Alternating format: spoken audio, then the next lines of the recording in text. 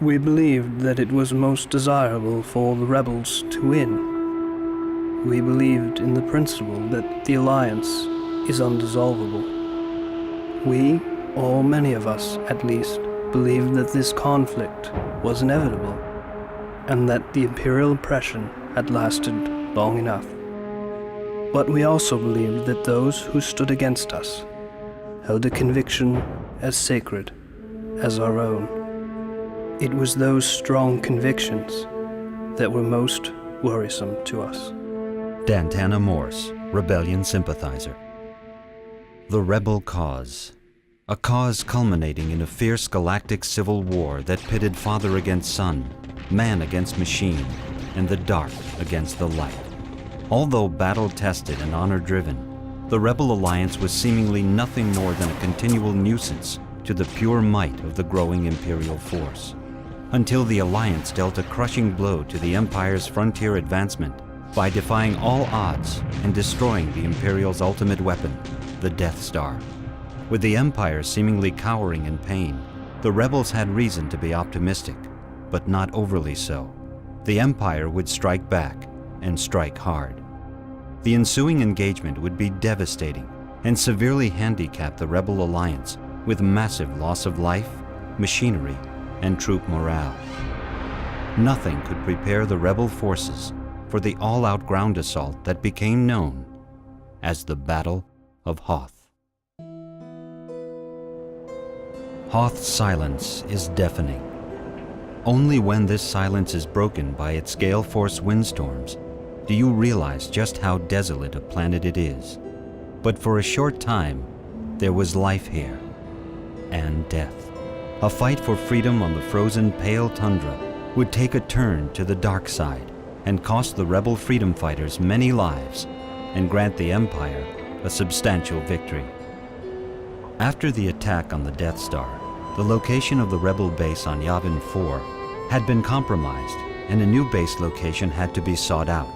The more desolate and uninhabited place, the better, and none more desolate than the planets of the Hoth system. On the sixth planet of this remote ice world of unbearable cold, the rebel forces constructed the secret Echo Base. The base was located on the northern edge of the only livable temperate band that circles its equator. The planet otherwise is uninhabitable, a perfect place to hide from the Empire. The rebels needed time to rebuild their forces and to continue to plot. The location of the rebellion's Echo Base appeared to be strategically brilliant. An uninhabitable speck, it was highly unlikely that the Empire would ever look for it at that location. It was so tiny, it was so out of the way, that the chances of them finding it were infinitesimal. But General Riecken, commander of Echo Base, chief rebel strategist, never imagined how driven Vader was. He never imagined how obsessed Vader was with finding the rebels, no matter what it took. He never imagined that he would order the Imperial forces to search every nook, every cranny, no matter what the cost. Thus began a battle that the rebels were totally unprepared for. Darth Vader, Lord of Sith, commanded the Imperial fleet in search of the fleeing rebels. His main objective was to find the one called Skywalker, thought by Vader to be the new natural leader of the Rebel Alliance. Searching tirelessly for the new rebel base, the Empire deployed thousands of probe droids to the far reaches of the galaxy. Several of these probes landed in the Hoth system and were detected by General Riecken and his men. During a reconnaissance mission, the probe was destroyed, but not before alerting the Empire of its whereabouts. On board the Star Destroyer Executor, Captain Piet would decode fragments of information sent from one of the probes on Hoth. Vader, sensing its importance, orders the fleet to the Hoth system. The stage was set for the great battle to come. You have to understand that the rebels were drastically outmanned and outgunned by the Empire. And what drove them to fight like this? I believe that the destruction of their home planet Alderaan filled them with such passion that they fought to their last breath. But despite their gallant efforts, a price would be paid for their win at Yavin 4, and the victory would go to the Empire. With the Empire alerted to the base location, Riken knew their time was limited and ordered the base evacuation plan into effect. Crews worked feverishly to load transport ships with supplies, machinery, and personnel. Within hours, intelligence learned that Vader's fleet of Star Destroyers had been detected coming out of hyperspace surprisingly close to the Hoth system. With all power diverted to the energy shield protecting the base from an air attack, Riken ordered his troops to prepare for a ground assault. I fear the darkness is upon us. We prepare to fight an enemy we cannot possibly defeat. Is it our pride or our arrogance that allows us to stand and do battle with these beasts? Realizing that the costly re-entry mistake made by General Ozzel would alert the rebels to their whereabouts, Darth Vader orders General Maximilian Veers to prepare a surface attack. Ozzel is a fool. I must now engage in a land war without air support. Surely it will give the rebels time to prepare a defense, and it will take my troops longer to destroy their shield generators. I must not fail Lord Vader. My future and my life are at stake. I have supreme confidence that this day we will see the end of the rebellion. Veers is a great warrior. He will lead us into a glorious victory for Lord Vader and for the Empire. With the shields momentarily down and transport ships ready, the rebels' ion cannon is fired to create a path of interference amongst the Star Destroyer fleet. With only 2 fighters for escorts, a rebel transport ship is launched and slips by the destroyers. The first of many transports looking to launch, and time was running out. Landing outside the energy field, General Veers deploys the impressive Imperial Blizzard Force. Veers is confident that the rebel defenses will be no match for the most feared, heavy-armored ground weapon, Imperial Walkers, as well as his legions of snow troopers. In response, rebel snowspeeders disperse from the icy fortress and form attack lines. We are prepared for the challenge before us. The Force is strong with my rogue leader, and he has the strength to lead us through this battle and into the dawn of a new republic. Armed with blasters alone, the agile speeders were no match for the firepower of the formidable walkers and their impenetrable armor. I hear thunder in the distance. I know it is not of this world. It is man-made, a monster of evil. Steel beast with 4 legs. Imperial Walker. It comes for me.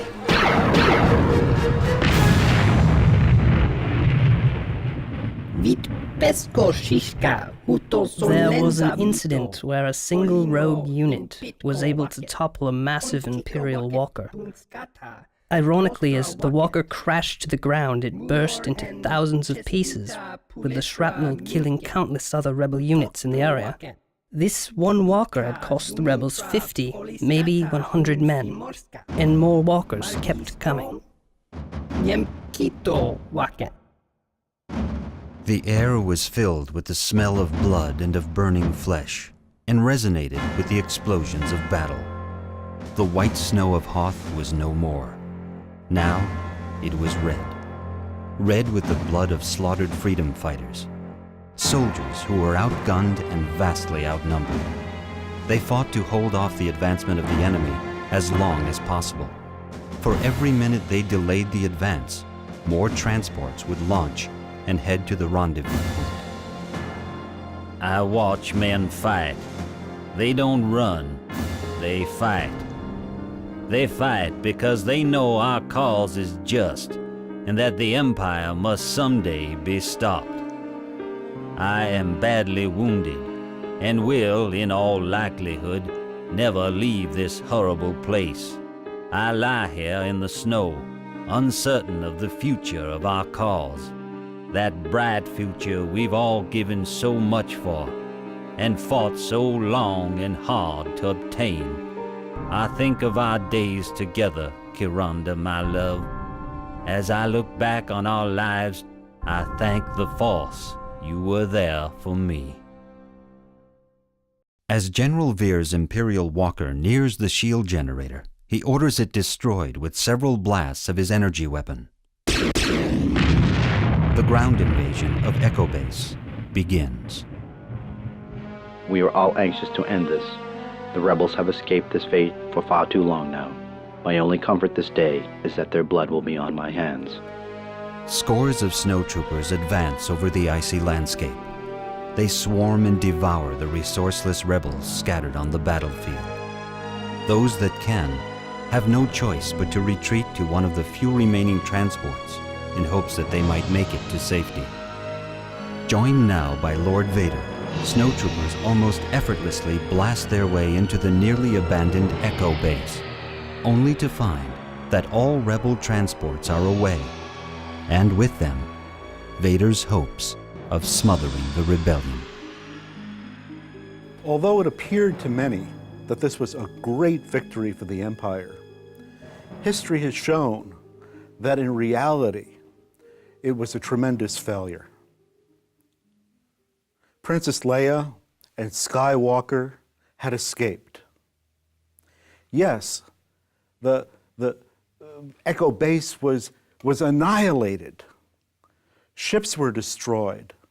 It was a disaster initially, but numerous rebel transports and fighters escaped. They eluded Vader's grasp. These same ships and crews rendezvoused behind the moons of Endor and turned the tide in the biggest and most decisive battle over the Imperial forces. This was the battle that brought light back to the galaxy. I have returned to this wasteland of barren white plains and vast mountain ranges that vanish into the mist. I return to pay my respects to the ones who died for our freedom. I return to my own memories of a battle long ago. I return to Hoth.